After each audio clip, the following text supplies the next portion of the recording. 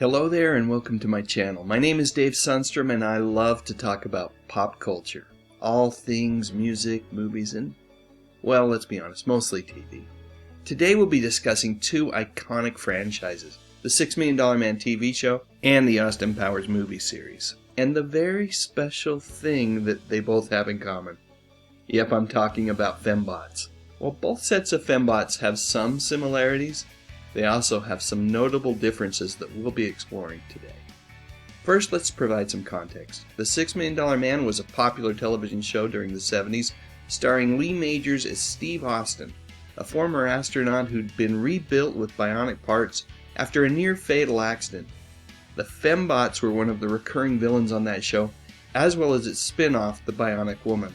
They were deadly robots, disguised as attractive women.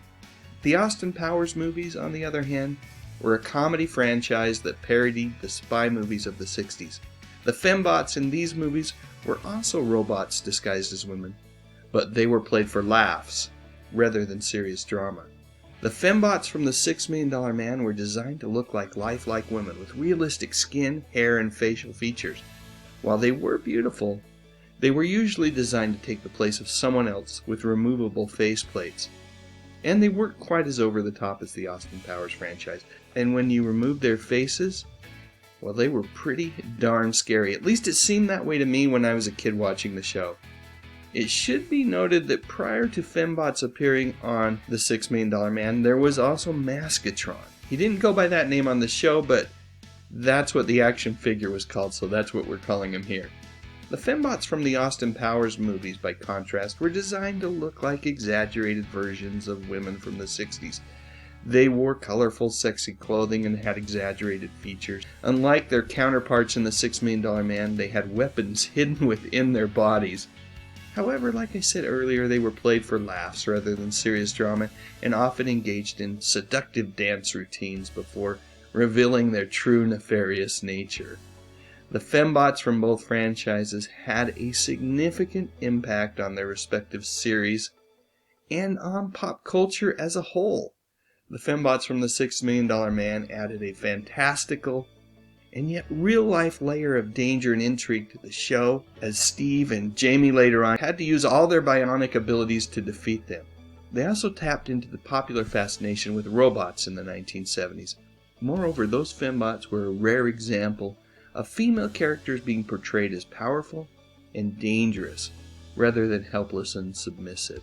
The Fembots from the Austin Powers movies, meanwhile, like I said, they added a layer of humor and camp to the franchise. They were a parody of the femme fatale trope in 60s spy movies and subverted the traditional image of women as seductive, but ultimately powerless.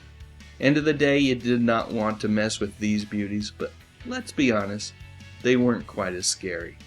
Nope, they were just fun, and they added to the franchise's reputation for irreverent humor and colorful characters. Those movies had so many fun characters in them. Is anyone ready for a fourth movie in that franchise? I sure am. Come on, Mike Myers, make it happen. So there you have it, the Fembots from the $6 Million Man television series and the Austin Powers movie series. While there may have been some similarities in design and function, they also have some pretty big differences in terms of tone and impact. I hope you enjoyed this comparison and maybe even learned a thing or two new. So which type of Fembots were your favorite? Let me know in the comments section. I am eager to find out what each one of you think. And while you're there, if you could click on that little thumbs up icon, I sure would appreciate it.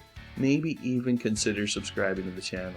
Like I said at the beginning, I talk about music, movies, mostly TV from decades gone by.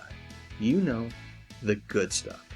But most importantly, and as always, thanks so much for watching.